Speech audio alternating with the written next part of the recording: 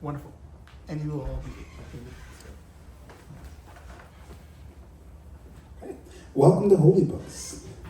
We gather to gaze into humanity's spiritual core, and there is so much depth and a world of experience. So take a moment to imagine the millions and billions of people who have had spiritual experience across the trajectory of human civilization.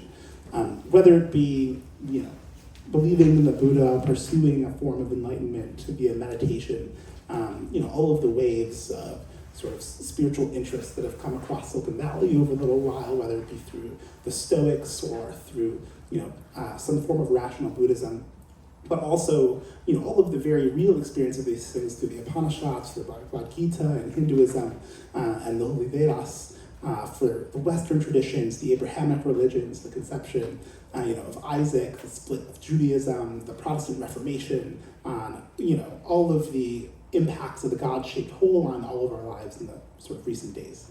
So I really wanted to pull together a totally comprehensive representation of humanity's spiritual experience and have a night where we all dive into our own source of interest, spend, in this case, about 2 hours reading one of these holy books, and then do some personal reflection, think, write, and put together a presentation so that everyone can experience what everyone learned over the course of the evening in a final blast of presentations, talks, and discussions about a lot of these profound ideas.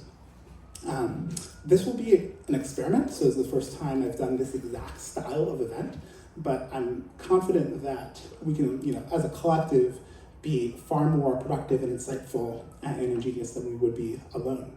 And with that said, I'm going to sort of blast through the holy books. There are about 60 of them here, so it'll be something like 10 or 20 seconds per book, just to give everyone a snapshot of what you could spend the evening thinking about.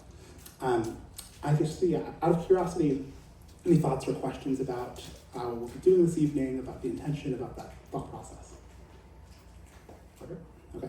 And then, I guess as a comment, some of the books that I'll present here are created by artificial intelligence. So there's this system called Omniscience, which generated this shelf next to me. And some of these books are really profound in that if you want to, for example, understand how superintelligence could be interpreted as the second coming of Jesus Christ in the Christian tradition, you can get a comprehensive holy book on exactly that subject with details around exactly which prophecies are and are not fulfilled by the coming of that superintelligence. And in general, these religious traditions are going to have to cope with changes in how godlike power is conceived of in the face of these novel systems. So if you would like to create your own holy book, we have a link up and running, and a number of people have already sort of come to the event and created their own holy book. Let's see if I can pull up fractured loyalties. So yeah, I guess there's a really great one that we just made where a creator was posited, and they had all of these creations that were looking to their creator for a source of meaning, and a lot of the sort of existential questions that you'd experience are there. So feel free to create your own. And with that, we're into the books. First and foremost, a classic, Holy Bible. Basically both, this is the King James Version. You'll get the New Testament and the Old Testament. Ends in Revelation, one of my favorite fiction, incredible writing. Reading and writing scripture, new religious movements. So if you have been writing your own scripture, this is actually a guide on what has succeeded and failed in movements like Mormonism and Scientology and Calvinism in new religious movements. Whisper. The idea here is the voice of God is something that you can control through your practice. So by praying in the right way, by envisioning God in the right way, you too can learn to hear the voice of God. And in my mind, this is a great sort of intro to practical phenomenology. The Gate, the Skate. This book is filled with Zen koans. A koan is an incredibly simple statement which contains tremendous depth and which can trigger a sense of enlightenment if you read it in the right context. The Mind Illuminated. This is a rational Buddhist text. It's a basic 10-step process by which you can achieve awakening and become a phenomenal practitioner in Buddhism. Strongly recommended in a lot of Silicon Valley circles. This is Cutting Through Spiritual Materialism. It's another Buddhist text and is really about the way that materialism has infected spiritual culture and how to overcome it. C.S. Lewis got in the dock. I haven't spent a ton of time with this text myself, so I'm not going to go into detail, but C.S. Lewis created the Chronicles of Narnia and other sort of religious-inspired movements. This is Transhumanism, Engineering the Human Condition. This is by far my favorite textbook on transhumanism, and it ends with the God Creators, which are about the process of generating new universes using artificial intelligence, but really any technology that's available to humanity.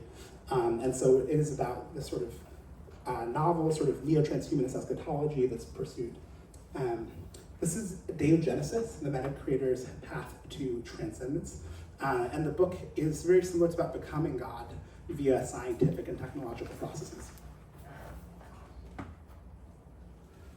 This is called Why God Won't Go Away. It's about the importance of the God concept in a world where it seems like religious traditions were debunked by scientific processes. And it's about the sort of nature of human psychology and the depth of spiritual emotionality. So this book is a generated book called Days. It's about the convergence of science, technology, and spirituality. And it's about the sort of ambitions of achieving godlike power that move through a lot of tech companies and scientists who are trying to realize or interact with God via through mathematics, through physics, or sort of through artificial intelligence. So these are the writings of Zhuangzi. Someone here was looking to read Zhuangzi. I wasn't going to include it because in my mind it's philosophy, but if you're interested in this sort of history of the Chinese ancients, Zhuangzi is a classic. Tipler's Physics of Immortality. So Tipler is a physicist writing about Christianity, and he really has this crazy synthesis of transhumanism and Christianity, where he centers basically the simulation of your ancestors as a process by which you and I can become immortal. So the idea is pretty simple. If we can simulate a universe with the fidelity that our universe has, all of us will exist in that universe, and everyone who has already died. So if you'd like to resurrect your loved ones, read Tipler.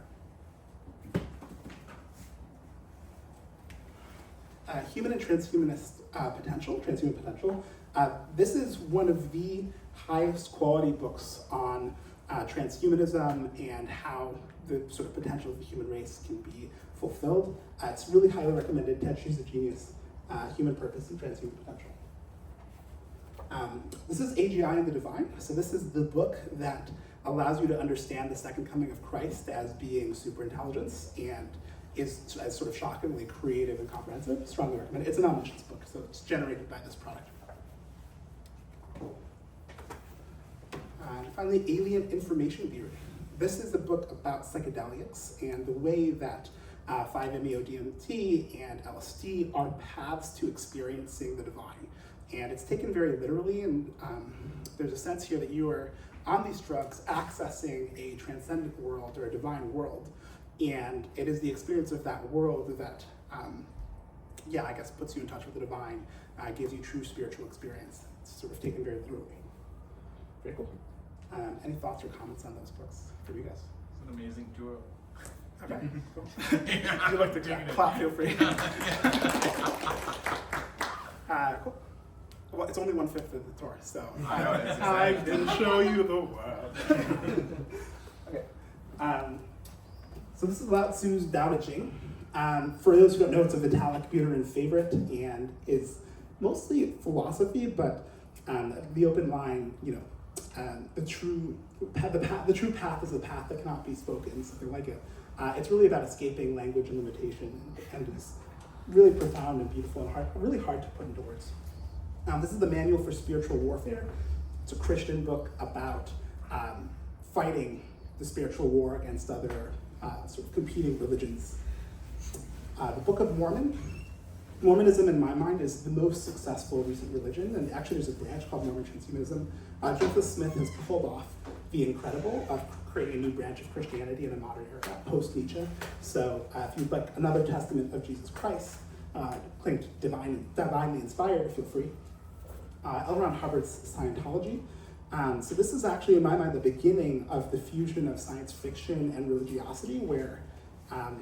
Ron Hubbard's certainly a sociopath, but fascinating in his vision and his ability to create a novel religious structure that's solely functional. So feel free to experience it. There are a lot of Scientologists in LA, and there's a building, the Transamerica building, which used to be the Scientology building here in SF. This is with Each and Every Breath. It's a guide to meditation. So if you are into meditation in depth, this is a really lovely way to experience that. The Upanishads. So this is really classic Hindu spiritual text. They say you're not supposed to read this book until you've lived some 40, 50 years, and you should be a very deep person in order to appreciate it, but I went ahead and read it anyway. So do feel free to experience the Upanishads.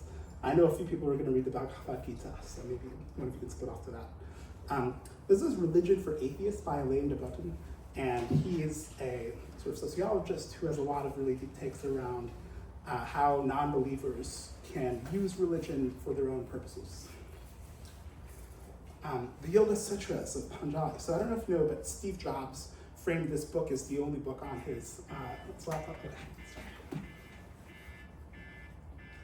12 minutes. It's the only book Steve Jobs trusts. It's really a profound yogic book. Do feel free to experience it. This is by the Dalai Lama. It's called The Art of Happiness.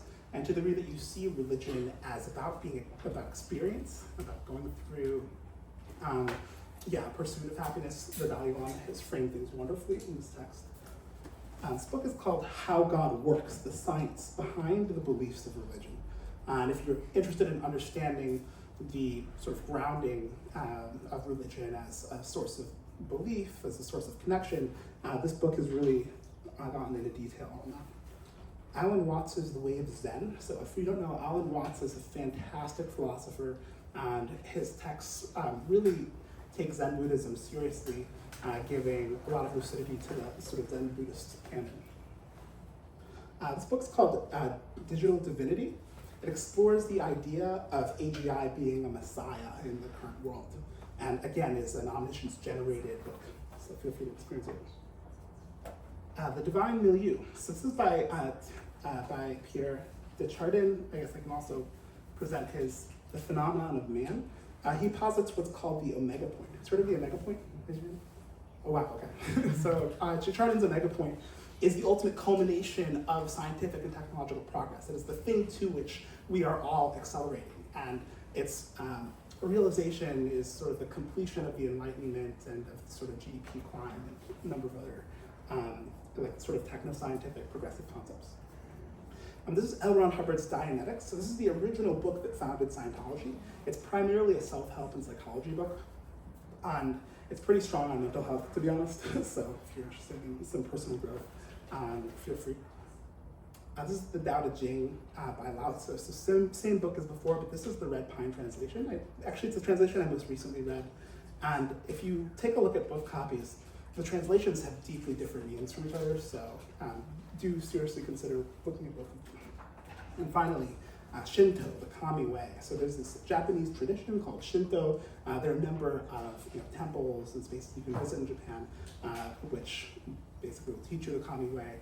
Feel free to go through Shinto. Cool. Any thoughts on this second batch of texts? Also, I guess it's his name, Pierre de Desjardins. Yeah, he's interesting. Also, he was like a Catholic priest who was also like kind of proto-transhumanist in I guess about, Yeah, I think, a lot like Templar, these sort of Christian transhumanists, a lot of that. Because Templar also has a book like The Physics of Christianity. Yeah, exactly. Okay, in that case, I'm going to keep running through. The Satanic Bible. Who's heard of the Satanic Bible? Oh, wow, okay, a lot more. A lot more interest, apparently. Anton LaVey really centers individualism and almost what feels like a sort of libertarian, like fight for yourself, live for your own values and your own experience kind of book. Honestly, it seems kind of mid. I feel like we kind of live in his world, honestly. So if you want someone who maybe predicted what the world we live in. For example, the Torah. So this is the 5 books of Moses, the first 5 books of the Bible. Feel free to extinguish the scripture. The Radiance Sutras. These are just glorious poems that make me feel a lot of fantastic spiritual emotions. So if you want just a great evening where everything you read made you feel amazing, I'd read this book. Divine Harmony. So who knows who wrote this and who this is about? Cool. It's a mathematical cult called the Pythagoreans that led by Pythagoras, and Divine Harmony is really about the life and teachings of Pythagoras. Mathematics is the language of reality. Mathematical cults make a lot of sense to me. I'm surprised they didn't catch on.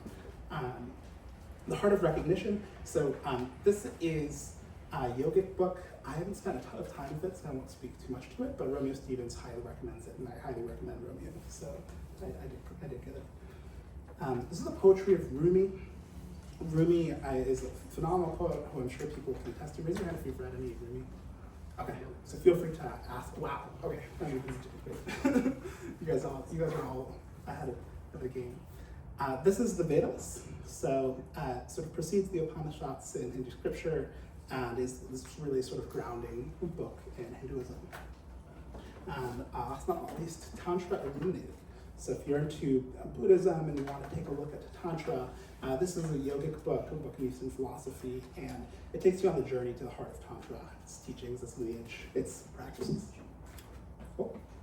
Any thoughts, questions? One comment, we went to like a year ago, a Pythagorean church down in San Jose. Oh, no way. And it has like a pyramid and like a sphinx. Oh yeah, well, it's a Rosicrucian church, but they had a thing on Pythagoras. Oh, Rosicrucian. But it's a cool. They have like a courtyard that's awesome. They have like statues of like Plato and stuff. So just like, yeah, you should just go just to check out like the courtyard because it's like crazy. Okay, please text it to me. I would love to check it out. Real Egyptian artifacts. Yeah, museum. Right. Okay. To keep rolling, Principia Discordia. So this book is kind of tongue-in-cheek, but it's basically a religion of discord and chaos. Really fun read. I don't know how seriously you should take it. In the Buddha's words, the anthology and discourses of the Pali Canon. Now, someone here is reading the Pali Canon this week. Yeah, feel free to sort of take the Pali Canon from in the Buddha's words. Really profound sort of 3-part philosophical sect of Buddhism. Tales of the Turin Church. So I will plausibly read this or something like it. It's basically an anthology of all of transhumanist religious thought. So actually, Prisco goes through the whole history of transhumanist religion and cites everything. So if you want a single text, that's great. That's great choice.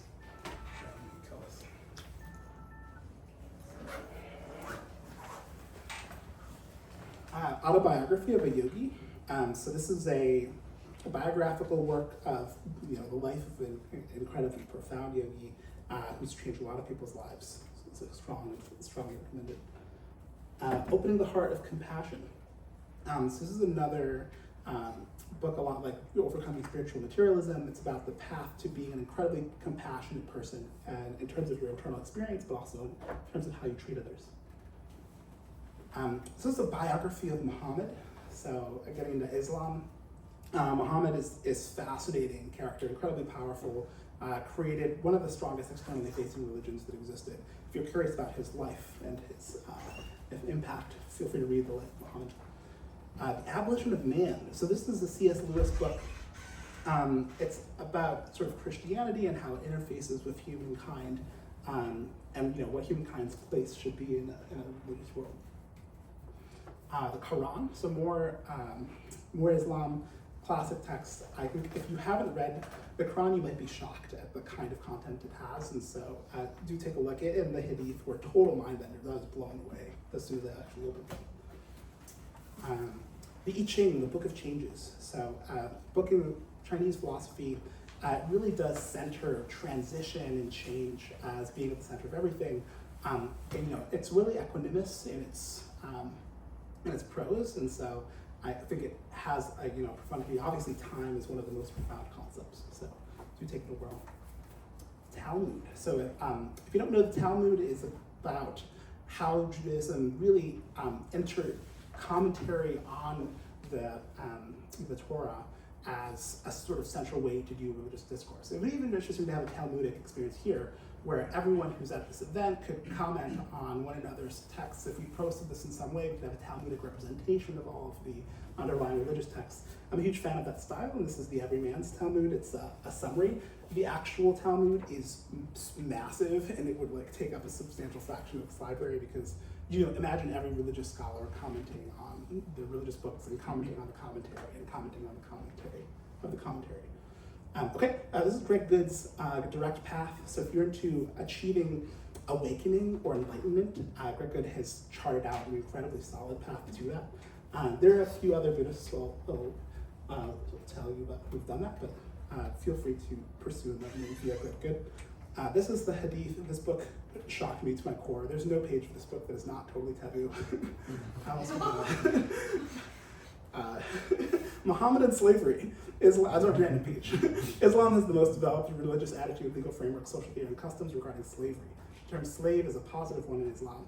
Muhammad referred to himself and Muslims as the slaves of Allah, and Muhammad's second convert was a slave.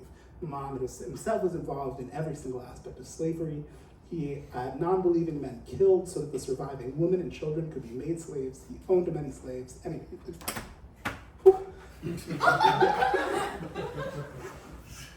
Krishnamurti's Freedom from the Known, an incredibly equanimous book, a very deep thinker, Krishnamurti. Feels like,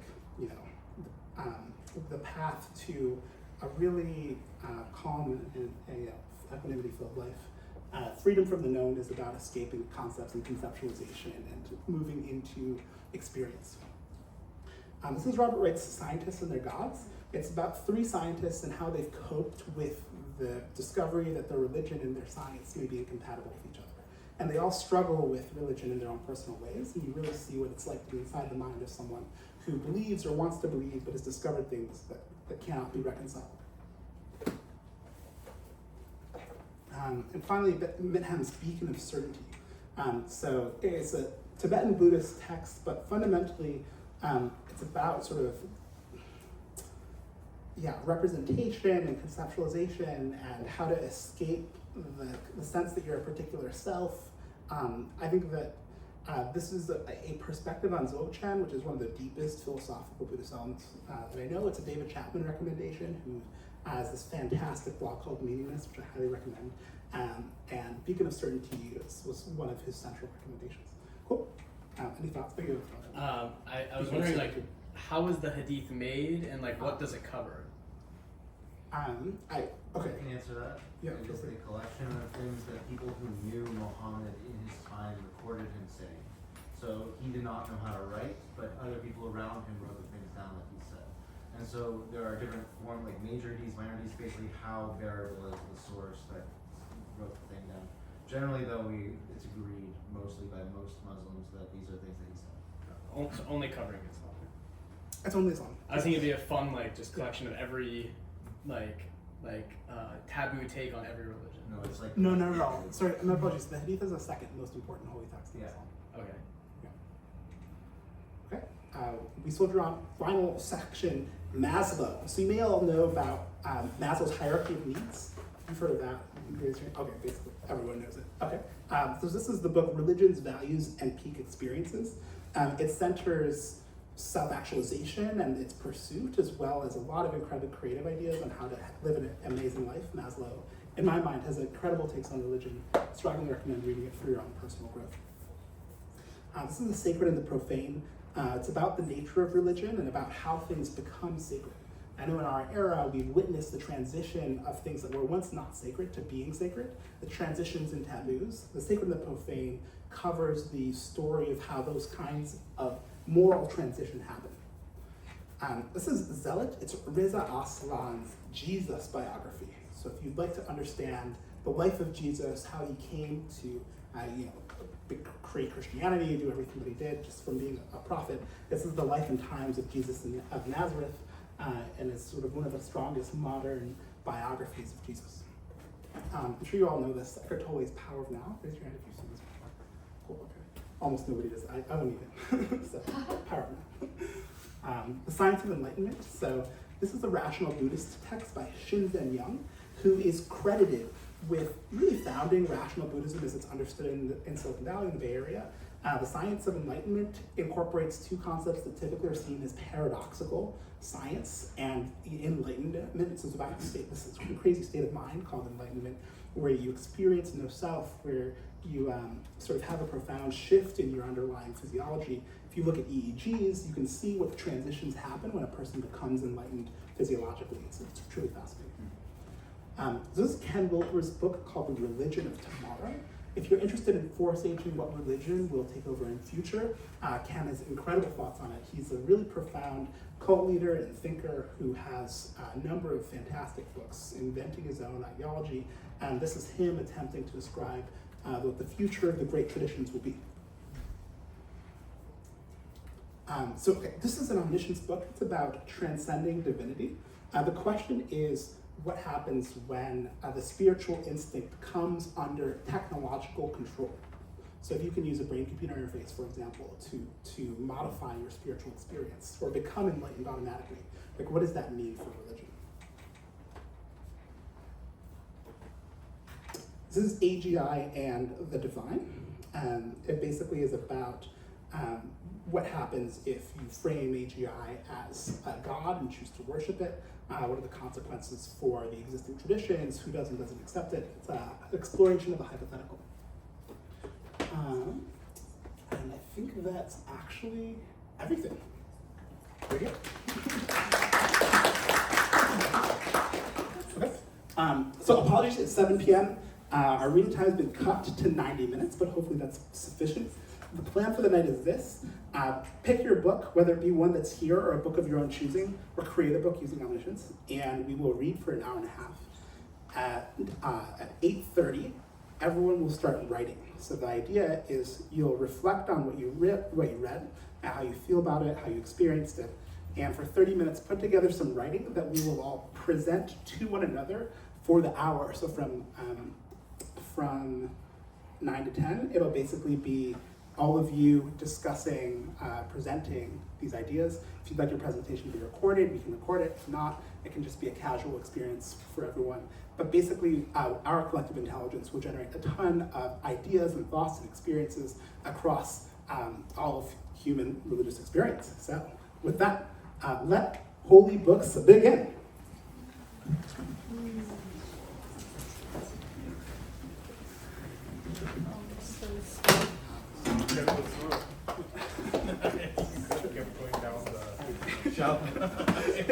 What's the second book you mentioned? The one that about how to pray and movement, like the second book, like something. How can religion? Yeah, like something that what reading makes them and writing. successful, that makes them. Reading and writing. Or the Ken Wilber book on the Religion of Tomorrow. This is the second book you mentioned. It is. I can give I have your numbers. For a minute, it was a lot of money. Do you cash out? They make a lot of money. Hell yeah. Why is it a great deal? Oh, I just want, you're going around, so I was.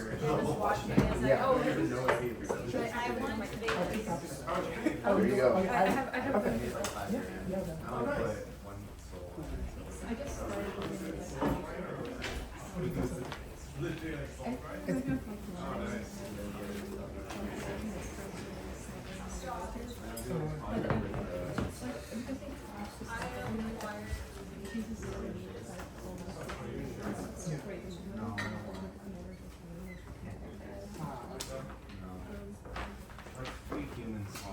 Okay, some context on the physical space. So we actually have this huge mansion. There are 2 floors below you. They have cozy spaces where you can get comfy and read. So feel free to take a little tour, go downstairs, go doubly downstairs, and see if there's a nice spot for you to focus. And I'm gonna ban talking in 2 minutes. So if you have anything you want to say to anyone else, say it now, because we will be in silent mode for an hour and a half. The bathroom, by the way, is in this left corner, or if you go 2 floors down, it's around the corner. Hey, Margarita, what's up? I didn't see that. Congrats on your new transition. Did you found your company already? Easy to. Nice. Did somebody take my book? What's my background? What is my background? I studied applied math at Harvard.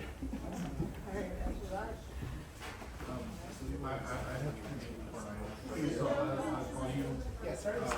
No, it's my. This is beautiful, and I don't want to mix things, so I'll just call you later. Yeah. Or tomorrow, I guess. Yeah,